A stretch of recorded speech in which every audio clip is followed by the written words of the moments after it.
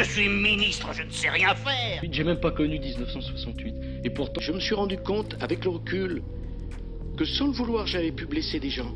Le problème, c'est comment on le fait. Nous avons aussi décidé de baiser. Avec une fellation quasi nulle. Ce sont de fausses réponses à de vraies questions. Vive la République! Vive la France! Putain, je suis français.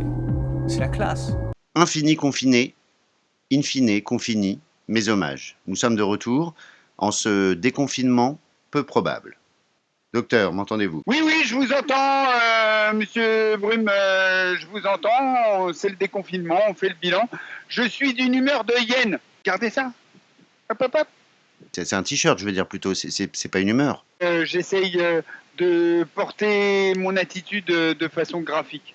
Alors moi, je vais faire le sommaire de l'émission. Sommes-nous déconfinés? Non, on est simplement pris pour des cons. On n'est plus de la chair à canon parce que la guerre est finie. En paix. On est en plus... temps de paix, on parle plus de guerre. C'est fini. Maintenant, la guerre, elle nous fout la paix. Et nous allons expliquer à quel point nous ne sommes donc plus de la chair à canon, mais nous sommes des robots enchaînés. Donc, enchaînons. Et qu'on aurait intérêt à se déchaîner. Absolument. Est-ce que je peux envoyer le premier magnéto, Serge? Allez, restons à la page, écoutons Franck Lepage. Y a-t-il une dérive autoritaire du gouvernement Macron? Ça me fait beaucoup rigoler. Il y a plus qu'une dérive autoritaire. Vous avez, comment il s'appelle, Emmanuel Todd, qui vient d'écrire un bouquin qui s'appelle « Les luttes de classe en France au XXIe siècle ». Todd parle de dérive fascistoïde de la Macronie. C'est pareil, c'est pas Macron le problème. Macron n'est que le représentant d'un capitalisme livré à lui-même. Au-delà de la comparaison de Chapoutot, semble-t-il, entre le nazisme et le capitalisme, vous-même, plus prosaïquement, vous dites que le patronat aujourd'hui se frotte les mains. Mais ça paraît un peu étonnant, alors même que les contrats les carnets de commandes sont vides, que les échanges commerciaux sont au point mort, que les PME sont pour la plupart dans les plus grandes difficultés, qu'un certain nombre de multinationales sont proches de la faillite et que de très grands pro-capitalistes comme Donald Trump, par exemple, semblaient encore il y a peu totalement allergiques au confinement parce que justement c'était mettre le capitalisme à rude épreuve. Alors comment pouvez-vous penser que le patronat, les capitalistes aujourd'hui ont quoi que ce soit à gagner du confinement? Encore une fois, en analyse, enfin en bon marxisme amateur, parce que ça permet de liquider une partie de l'appareil productif et que le patronat a toujours fait ça. Simplement, quand on parle du patronat, il ne faut pas confondre les petits patrons et les petits patrons. Il ne faut pas mettre dans le même sac le MEDEF et les petites PME. Le MEDEF n'est pas le copain des PME. Je veux dire, c'est insupportable cette façon de... Quand Macron dit on va aider l'entreprise, il ne dit pas on va aider les salariés, hein. Il dit on ne va pas augmenter les salaires, on va aider les propriétaires des entreprises, les propriétaires des grandes entreprises. Est-ce qu'ils se frottent les mains? Est-ce que les traders se frottent les mains, par exemple? D'accord? C'est quoi le boulot d'un trader? C'est pas de financer l'économie réelle, c'est de jouer sur des hausses et des baisses. Là, c'est festival pour eux. Je veux dire, vous avez des... Pour ceux qui ont joué à la baisse, mais pas pour ceux qui ont joué à la hausse. Évidemment. Mais je veux dire, il y en a qui vont jouer à la baisse. Enfin, je veux dire, c'est formidable, c'est génial. Vous avez des baisses de 14%, des remontées de 5%. Enfin, c'est la fête chez les traders pour les bourses en ce moment. Je veux dire, rappelez-vous comment Soros s'est fait des sommes d'argent considérables en pariant sur la chute de la livre, en pariant sur la dette grecque, etc. Donc, je veux dire, quand vous dites le patronat, ça dépend de quel patronat on parle. Encore une fois. C'est bien ce que je voulais vous entendre dire. Ceux qui vont en baver, c'est les petits patrons, ça c'est sûr. Oula, bim. Ou bim. Et U. Il y a du jour là. Oui, il y a des petits éléments de réflexion. En général, notre ami Lepage, il nous livre des éléments de langage. Et là, je trouve que sa gesticulation nous donne de beaux éléments de réflexion. Notamment, j'apprécie grandement sa référence à l'optimisation des moyens de production. dont on sent bien qu'elle inclut les humains dedans. Oui, c'est ça, on est devenu un moyen de production. Là, maintenant, on n'est plus une variable à outiller, on devient une variable à optimiser, c'est-à-dire si on pouvait s'en passer, ça serait pas mal. Je veux bien vous croire, hein, mais vous savez, moi je ne suis pas comme vous, je ne suis pas dubitatif et je ne suis que réac. Qu'est-ce qui a fait dans notre société ces derniers temps? Parce que ce qui pourrait être intéressant, c'est que là on part d'un constat et on va où? C'est où qu'on va? Vers quel immonde on va? Quelle est la quête que l'humanité s'est donnée? Est-ce la quête de l'immonde avec 2 M et un I? Ou est-ce la quête d'un immonde avec un E et un seul M qui, lui, pourrait être, entre guillemets, re-régulé, légiféré, internationalisé de façon cohérente, avec de l'éthique dedans et des stratégies qui font sens pour l'histoire de la culture et de l'humanité. Ce que Franck Lepage décrit avec beaucoup de talent et beaucoup d'optimisme, c'est l'immonde avec un I et 2 M. Pour la blague de l'optimisme, il faut se référer à la totalité de l'émission. Bon allez, on l'a fait? On se l'a fait à deux. Vous êtes lequel? Vous êtes lequel? Vous êtes l'optimiste ou le pessimiste? Le pessimiste, c'est plutôt réac. Donc moi je suis le pessimiste. Allez-y. Donc moi je suis un pessimiste et vous êtes un... Voilà. Moi je suis un optimiste. Un optimiste. Dis donc, ça va pas fort en ce moment. Hein. Je crois que ça pourrait pas être pire. Mais si, mais si, mais si, mais si, mais si. Donc du coup, dans cet immonde, on peut trouver dans notre société actuelle qui nous entoure, il s'est passé des choses quand même ces 2 derniers mois, ça a été long, c'était bien, il y a eu beaucoup de gna comme on dit dans cette émission. Il y a eu une espèce de phase de test qui a été entre guillemets lancée d'une façon dont peut-être les mémoires posthumes de Bill Gates nous donneront quelques éléments pour les historiens de demain. Non, ça c'est de la paranoïa. C'est de la paranoïa. C'est juste qu'il s'est exprimé pendant que tout le monde était neurasthénique. Il a dit des trucs qui étaient cohérents avec ce qu'il avait dit avant et avec le fait que on peut penser que sa grosse contribution à la marche du monde sur les critères de sa fondation font qu'il a une certaine influence. Donc, je voulais juste l'évoquer, mais c'est vrai que celui qui a vraiment eu la vedette, parce que je pense qu'il avait prévu un plan de community manager assez poussé avec l'arrivée des Jeux de Tokyo cet été, comme vous me l'avez fait remarquer, monsieur Brune. Je dis pas que des bêtises. C'est vrai. C'est Elon Musk qui notamment a dit un truc vachement intéressant. C'est-à-dire? Le point, on a gardé le côté... un peu spatial. Le côté candide. C'est-à-dire, mignon, quoi. Oui, le côté courtois, quoi. Elon Musk a annoncé que dans 5 ans, le langage humain serait arrivé à obsolescence. Dit comme ça, c'est mignon, c'est courtois. S'il a dit ça, Elon, faut peut-être dire pourquoi. C'est le thème de cette émission. Le e-monde, ce monde numérique qui nous a rattrapés à grands pas au cours de ce déconfinement. C'est-à-dire qu'il y a vraiment une opportunité incroyable de balancer des nouveaux trucs. Par exemple, je sais que vous avez été confronté à cette situation, moi aussi également, ce qu'on appelle la continuité pédagogique. C'est très très très très très intéressant, la continuité pédagogique. Moi je l'ai fait, l'école à la maison. Alors déjà, pareil, ça veut rien dire. Enfin, les deux, ça veut rien dire. Continuité pédagogique. Il n'y a pas eu de continuité, il n'y a pas eu de pédagogie. Moi, chez moi, c'est pas une école. C'est une maison. Allez, sur 4 mots, il y en a un qui est bon. Ça se retrouve aussi un petit peu dans le principe de déresponsabilisation, c'est-à-dire que ce que ça teste, c'est les limites de l'acceptation collective des changements de référence.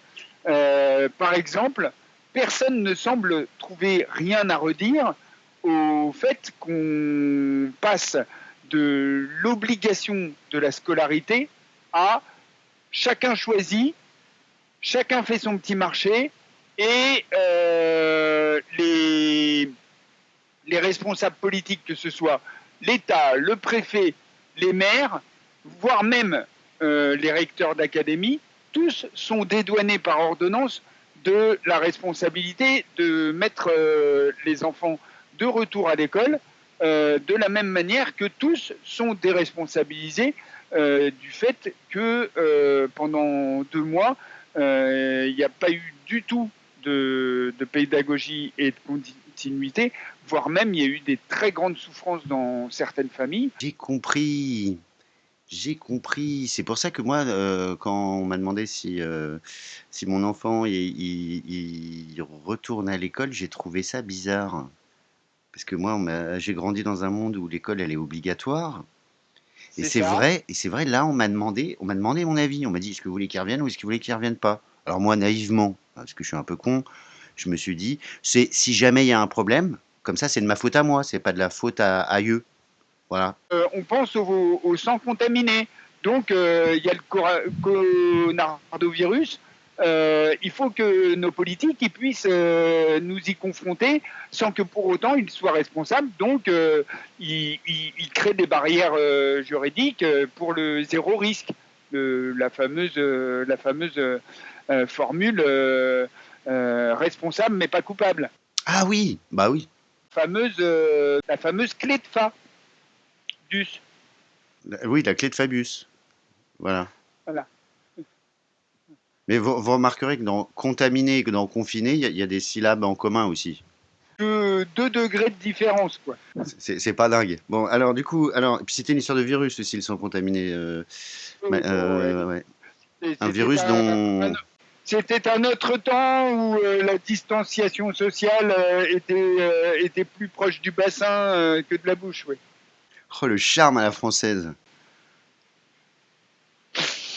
Ah, on est de cette génération, monsieur Brumin. Ah, bah moi je suis de la génération où il fallait rentrer couvert, maintenant il faut sortir couvert. Attendez, alors moi dans l'humain, j'ai mieux que l'humain.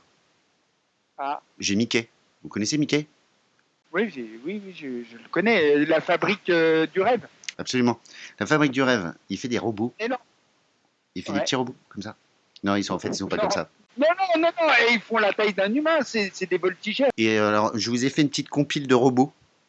Ah oui? Ouais, parce que pendant le confinement, en fait, il y a plein de robots qui sont sortis. Et maintenant, on a dit, ça y est, ils sont prêts. Alors qu'avant, on avait du mal et tout. C'était comme de ne pas envoyer les enfants à l'école. On n'arrivait pas à envoyer les enfants pas à l'école. Il fallait faire une dérogation. C'était compliqué. Voilà. Enfin, il y avait un suivi pédagogique. Ouais, enfin pédagogique. On parle d'éducation nationale? Non, bah, il n'y avait pas de suivi pédagogique. Mais il y avait un contrat. Voilà, il y a un contrat. Maintenant, le contrat, c'est... On n'est pas obligé. Allez, c'est parti pour les robots. Meet the stunt robot from Disney. In their mission to create a realistic robotic figure capable of performing complex, acrobatic stunts, Imagineers designed a 90-pound Stuntronics figure to use sophisticated onboard sensors to make its own real-time decisions all while flying 60 feet in the air.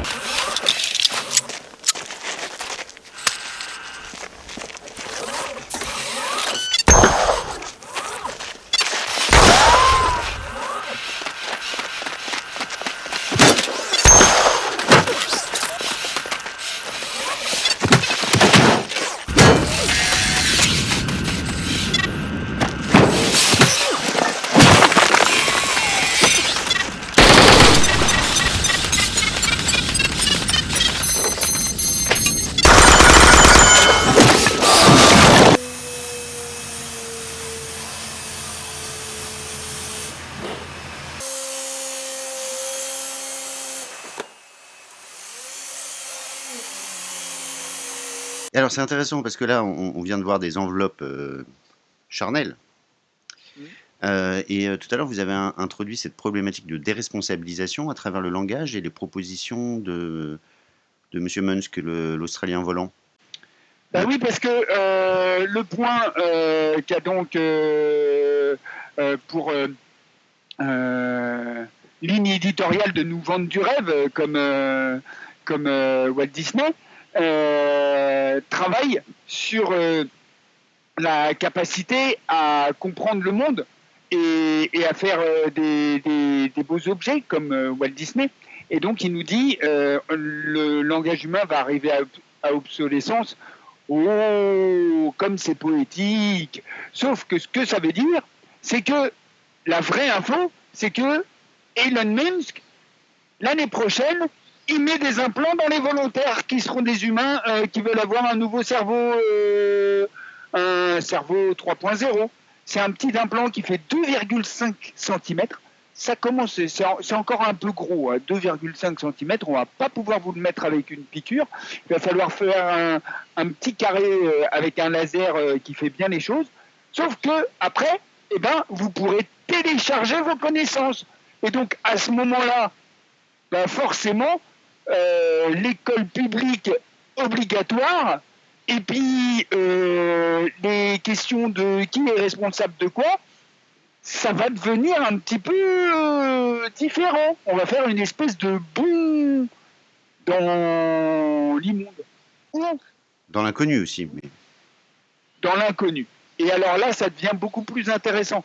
Parce qu'effectivement, on est ici pour parler d'empuissantement, hein, c'est le service Art de Vivre, et on peut imaginer qu'un tel niveau de technologie, ce soit pas le rêve transhumaniste de Bill, Elon et autres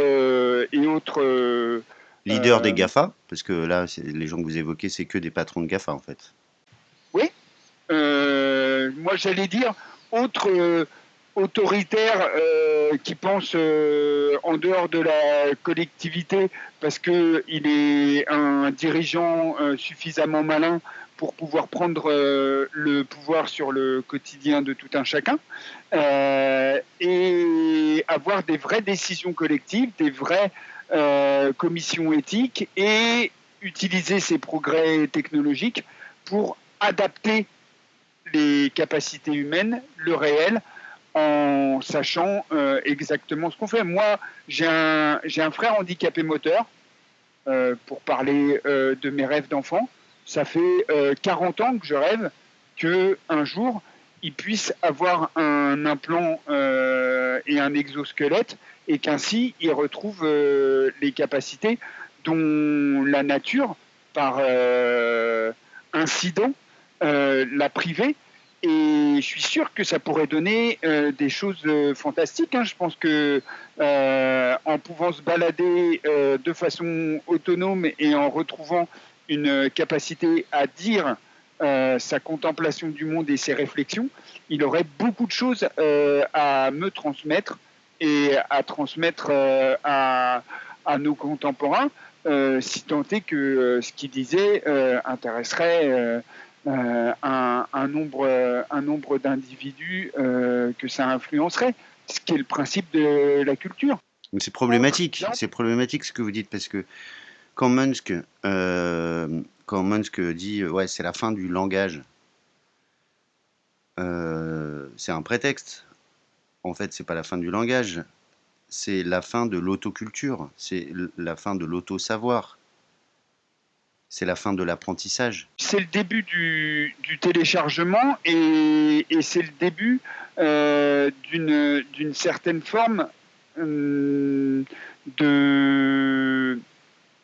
lien anatomique à l'industrie. Parce que on était dans un lien social, on était dans un lien économique. Sauf que quand l'industrie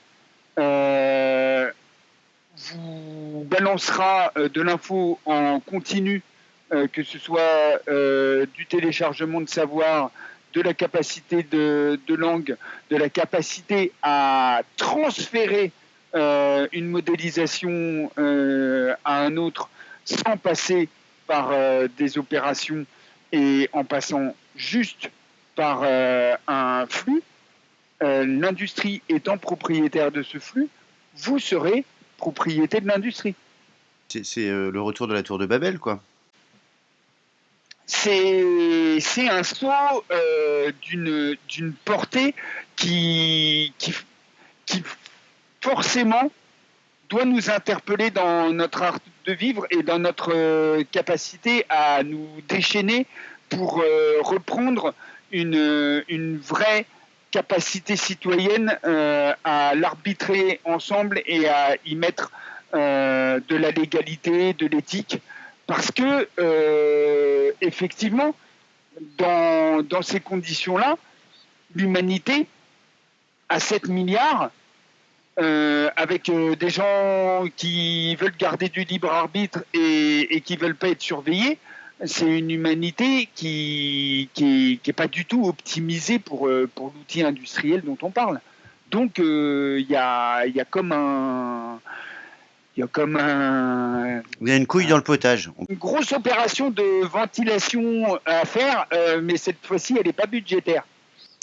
D'accord, donc on est bien mal barré, on l'a compris. Disons-le, conjuguer l'immonde, c'est-à-dire prendre en main cette opportunité de manière collective, d'une certaine façon, se réapproprier cet outil technologique, comme on peut se réapproprier les moyens de production au plan local, dans son entreprise, dans sa municipalité, et sa citoyenneté internationale, ça peut nous permettre de fixer un tempo politique qui corresponde à un projet humain, un projet d'humanité partagée. On peut conjuguer cette technologie avec nos valeurs et avec nos espérances. Et c'est le moment de le faire, parce que sinon, c'est la robotisation qui va faire notre obsolescence. Eh ben, je vais un peu dans votre sens, même totalement. Je rappellerai, encore une fois, on en a parlé en début d'émission, mais je rappellerai à tous les parents qui ont fait la continuité pédagogique que pour beaucoup, et bravo à eux s'ils en ont eu la possibilité, ils ont essayé d'être le précepteur de leurs propres enfants, ce qui d'un point de vue éthique et moral n'est pas forcément une bonne chose, mais au moins ils ont eu le courage et la générosité de le faire.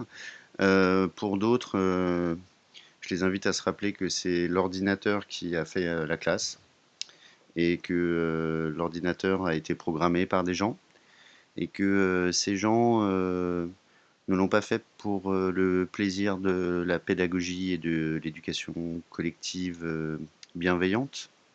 On peut résumer ça comme ça un peu, docteur ? En tout cas, aussi bien Elon que Bill, ils souscrivent totalement à l'analyse qui a été faite il y a 2 ans, comme quoi sur la planète, l'éducation représentait un marché de 700 milliards annuels, qu'il serait bien bête de laisser au marché public. Et puis, continuons à observer autour de nous les petites choses qui ont changé dans notre quotidien et qu'on a acceptées sans trop se poser de questions, qui avaient des très très jolis mots, voilà, comme continuité pédagogique. Ça fait très mignon comme ça, c'est pas dangereux. Moi, mon préféré, là, c'est quand même la plage dynamique. Voilà. Je ne savais pas qu'on pourrait inventer un mot pareil que plage dynamique. Ça fait un peu référentiel bondissant, tout ça. Voilà. N'hésitez pas à nous mettre des messages en bas de la vidéo, là. Si vous avez des mots comme ça, des mots de confinement bien barges, qui nous ont fait accepter des choses qu'on n'aurait jamais acceptées avant. Et puis, si vous pouvez faire une vidéo d'une chaîne de satellite d'Elon Musk, parce qu'il est en train d'en bazarder 420 à chaque lancement, non, 4200. Bref, à la fin, il veut en avoir 40 000 qui tournent autour de la planète.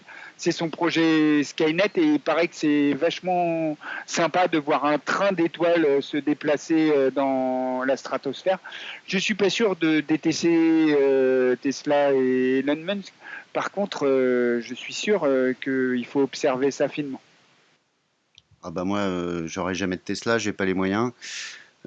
Si ça démocratise la pile et que ça ne pille pas les ressources de pays qui n'ont pas besoin d'être pillés parce qu'ils ont déjà donné depuis très longtemps, je veux bien être d'accord, mais je suis pas sûr qu'on parte vers là. Aimons les robots, aimons la science, aimons la culture, aimons la tendresse, aimons-nous les uns les autres. Déchaînons-nous, monsieur Brune, déchaînons-nous. Au sens, on retire les chaînes, c'est ça? C'est ça. Allez, à ciao. Faites un bisou ou faites pas un bisou? C'était bien, c'était bien. Il y avait des... J'ai vu des mollesses, hein. J'ai vu des gna là. Et je me suis fait chier, vous voyez, comme rarement.